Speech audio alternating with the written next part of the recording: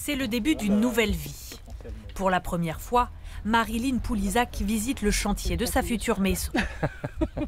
En bas, c'est pièces de vie, salon, cuisine, toilette. En bas, c'est toute la partie pièces de vie. Et en haut, salle de bain et chambre. Un 3 pièces au loyer identique à sa maison actuelle, 680 € pour cette mère de 2 enfants. En s'installant ici, elle va se rapprocher de son travail. Là où j'habite, je mets 35 à 40 minutes en voiture.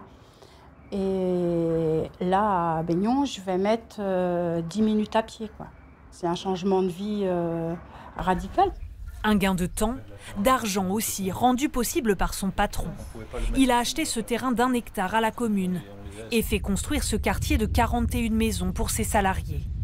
Un investissement de 7 millions d'euros, indispensable selon lui pour pouvoir recruter. On est dans une région où il y a 200 demandes de logements non pourvus. Donc on sait que quand on va lancer, nous, une grande phase de recrutement pour faire venir les gens, s'ils ne peuvent pas se loger, ils vont pas pouvoir nous rejoindre. Son entreprise de fenêtres emploie aujourd'hui 550 salariés. Fin 2026, il compte en embaucher 100 de plus sur un tout nouveau site de production. Avant la construction du lotissement, elle avait du mal à recruter. Yann Le Breton, par exemple, habite à 35 km de l'usine. Il a longtemps hésité avant de venir travailler ici.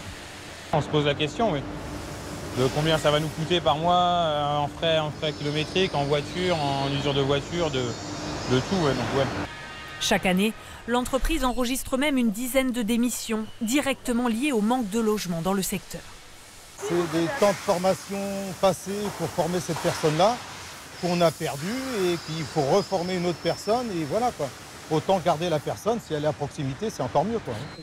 Les maisons seront prêtes à accueillir les salariés d'ici 2027. À terme, ils pourront même les acheter pour s'installer définitivement sur la commune.